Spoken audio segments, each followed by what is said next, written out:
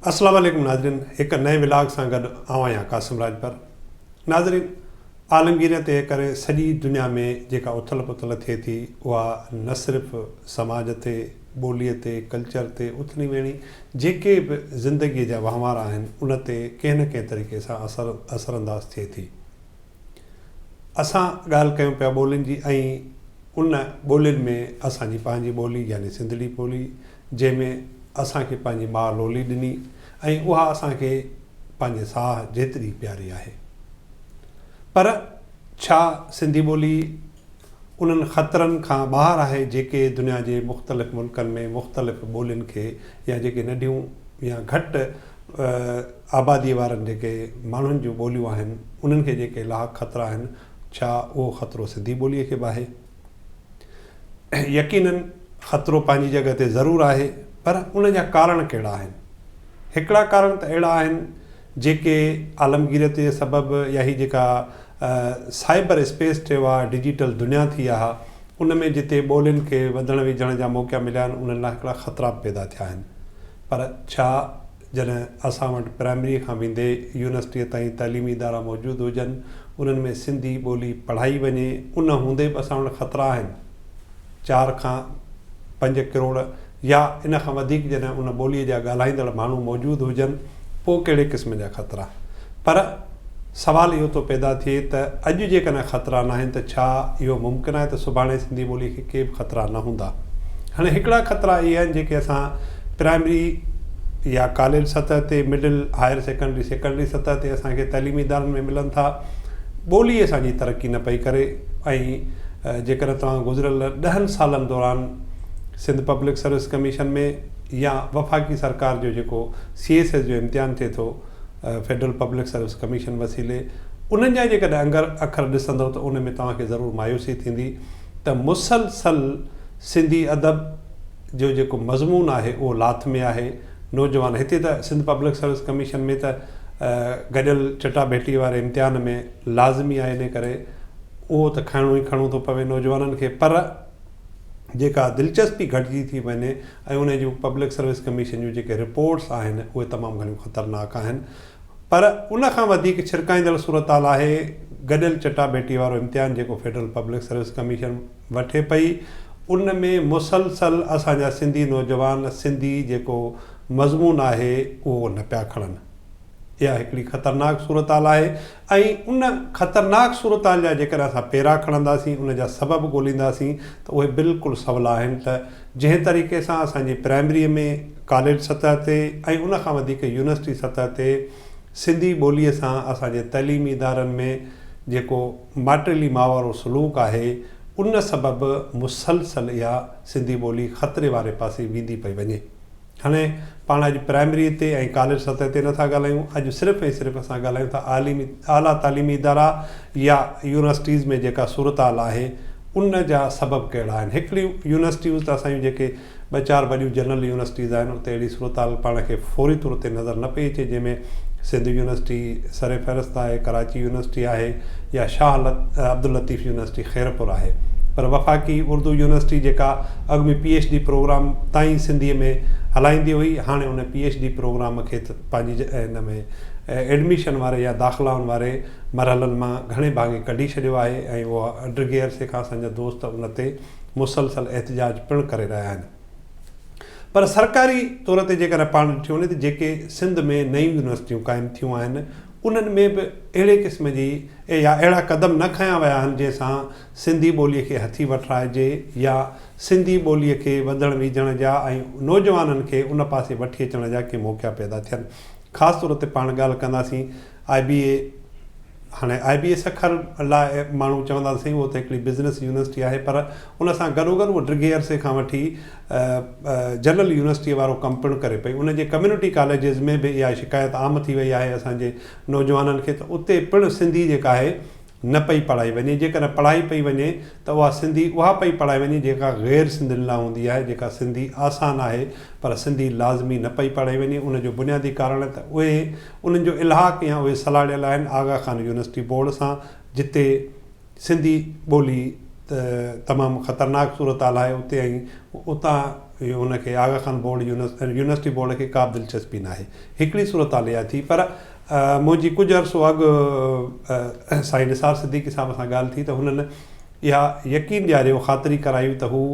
पंहिंजे ईंदड़ प्रोग्राम में मूं साॻियो ई सुवालु इहो ई रखियो जेको अॼु मूं पंहिंजे प्रोग्राम में रखियो आहे या हिन वीलॉग में रखियो आहे त अॼु जेकॾहिं असां पंहिंजे यूनिवर्सिटी में ख़ासि तौर ते पाकिस्तान ऐं सिंध जो तमामु हिकिड़ो वॾो इदारो ऐं पंहिंजी साख वारे इदारे IBA में सिंधी ॿोली न पढ़ाईंदासीं त असांजो उहो नौजवान जेको CSS करे थो फेडरल पब्लिक सर्विस कमीशन ते या सिंध पब्लिक सर्विस कमीशन में जेके मुख़्तलिफ़ चटाभेटीअ जा या ॿिया इम्तिहान हुजे थो हुनजी उन पासे दिलचस्पी न रहंदी। ऐं हिकिड़ी ख़ुशी ॻाल्हि आहे त वॾो तइदादु जेको असांजो IBA सखर मां पास थिए थो उहो CSS वारे पासे या सिंध पब्लिक सर्विस कमीशन जे इम्तिहाननि वारे पासे अचे थो। तंहिंजे करे ज़रूरत न ॻाल्हि इहा आहे निसार सिद्दीकी साहिब खे हिन ब्लॉग ज़रिए बि असां गुज़ारिश कंदासीं त हुन जेको वाइदो कयो उनखे पाड़े ऐं सिंधी ॿोलीअ जो जेका दर या दाख़िला बंदि आहे IBA सखर में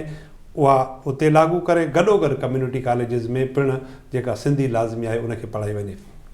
ॿियो जेको गुज़िरियल हिकु हफ़्ते खां वठी असांजा नौजवान असांजा दोस्त एहतिजाज पिया कनि त जेका बेगम नुसरत भुट्टो साहिब जे नाले सां मनसूब यूनिवर्सिटी सखर में पई ठहे, पाकिस्तान जी पहिरीं सरकारी तौर ते पहिरीं वुमेन यूनिवर्सिटी हूंदी, उन में पिणु जेको हींअर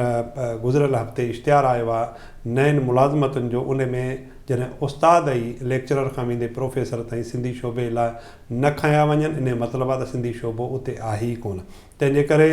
ऐं उन में हिकिड़ी जेका ख़तरनाक सूरत हाल हुई त जेकॾहिं बहितर इहो थी हा त सर्च कमेटी वसीले कंहिं क़ाबिल माण्हूअ खे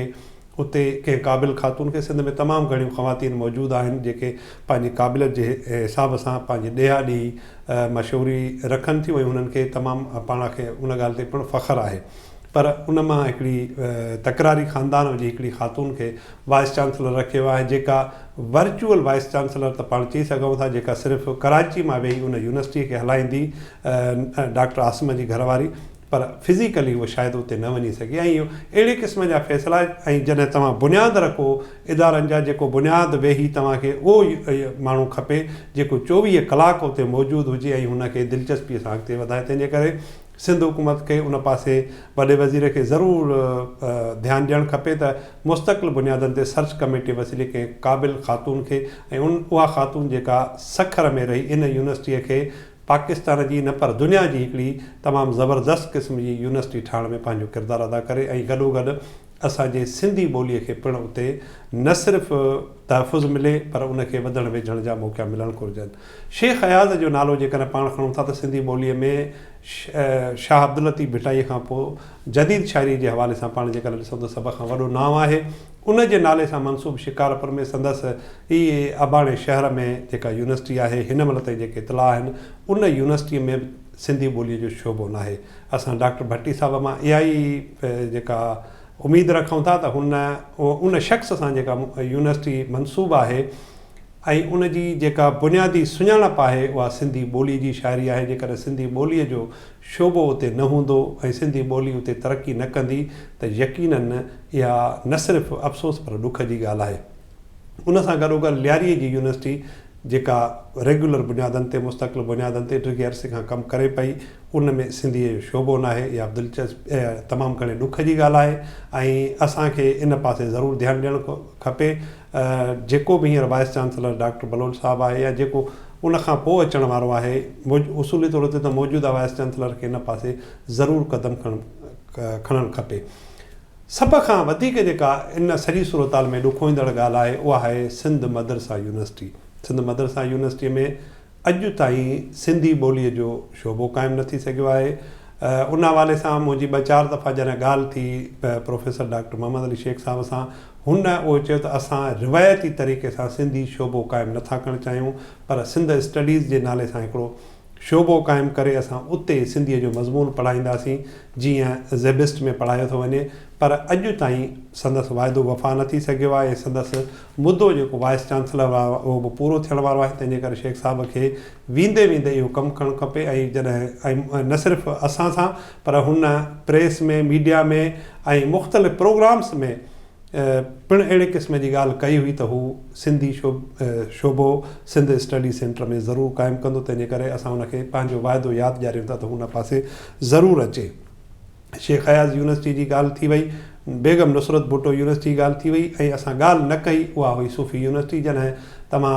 तसौफ़ पढ़ायो, माण्हुनि खे सूफ़ी अज़म पढ़ायो, ऐं उन सूफ़ी अज़म में जंहिं शख़्स जे नाले सां तव्हां उन जे मज़ार जा लॻु उन जे रोज़े जे लॻु यूनिवर्सिटी क़ाइमु कई हुजे, उन जी ॿोली उन ई यूनिवर्सिटीअ में यानी शाह अब्दुल लतीफ़ भिटाई जी ॿोली सिंधी उते सूफ़ी यूनिवर्सिटी में न हुजे त इहा मां सम्झां थो तमामु ॾुखोईंदड़ ॻाल्हि आहे। तंहिं करे सिंध हुकूमत खे इन पासे ज़रूरु ध्यानु ॾियणु खपे त जेके यूनिवर्सिटियूं केॾी न दिलचस्प ॻाल्हि आहे त कराचीअ जी जेका आलमी सतह जी हिकिड़ी यूनिवर्सिटी हबीब यूनिवर्सिटी आहे, उन में सिंधीअ जो शोबो क़ाइमु आहे, ऐं उते न सिर्फ़ु सिंधी शागिर्द पर जेके बि लिबरल साइंसिस में शागिर्द आहिनि उहे भली कहिड़ी बि ॿोली ॻाल्हाईंदड़ लाइ उन्हनि लाइ उहो लाज़मी आहे त हू सिंधी मज़मून पढ़ंदा। तमामु दिलचस्प ॻाल्हि आहे। जेके बि उन जा इंतिज़ाम कंदड़ आहिनि उहे ख़राज तहसीन लहणनि था, ऐं सभ खां ज़बरदस्त क़िस्म जी असांखे उन खां वधीक ख़ुशी जी ॻाल्हि आहे त लम्स जहिड़ी यूनिवर्सिटी जेका सिर्फ़ु ऐं सिर्फ़ु जंहिंजी सुञाणप आलमी सतह ते बिज़नेस यूनिवर्सिटी या बिज़नेस जी तालीम ॾींदड़ यूनिवर्सिटी वारी हुई, पर हींअर उहा उन खां वधी जनरल यूनिवर्सिटी वारे पासे वई आहे। असांजे दोस्तनि असांजे नियाणियुनि जी गॾियल जदोजहद सां उते सिंधी शोबो क़ाइमु आहे, ज़बरदस्त तरीक़े सां उते कमु पियो करे।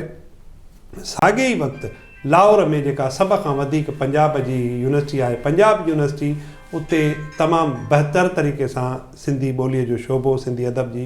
ऐं लिसानियात जी तालीम ॾेई रहियो आहे। इहा असां लाइ उत्साहींदड़ ॻाल्हि आहे त पंजाब में लाहौर यूनिवर्सिटीअ में बि सिंधी शोबो क़ाइमु हुजे, उते तालीम ॾिनी वञे। पर जेकर तालीम नथी ॾिनी वञे त उहा सिंध जो यूनिवर्सिटियुनि में जिन जा मां नाला हिते खणी चुको आहियां। इन सां गॾोगॾु जेकर पाण इस्लामाबाद जे ॿिनि यूनिवर्सिटियुनि जी ॻाल्हि कंदासीं, क़ाइद आज़म यूनिवर्सिटीअ में सिंधीअ जी तालीम ॾिनी पई वञे, गॾोगॾु PhD ताईं तालीम ॾिनी पई वञे अलामा इक़बाल ओपन यूनिवर्सिटीअ में। त हाणे मूं जेका ॻाल्हि कई त जेकॾहिं असां इन पासे ध्यानु ॾियूं त जेकॾहिं हीअ सिर्फ़ु असांजी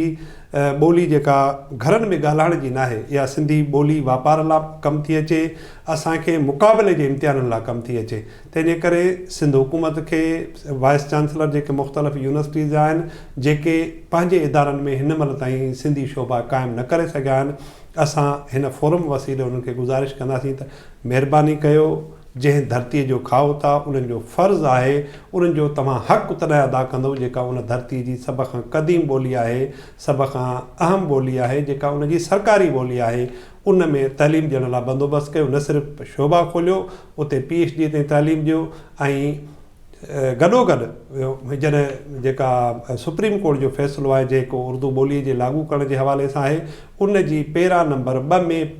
इहा ई ॻाल्हि लिखियलु आहे त जेका सूबनि जूं ॿोलियूं आहिनि, जेके सूबनि जूं ॿोलियूं आहिनि जेके असां क़ौमी ॿोलियूं तस्लीम था कयूं, उन्हनि खे को बि ख़तरो न आहे उर्दूअ मां, न वरी उर्दूअ खे उन में ख़तरो। तंहिंजे करे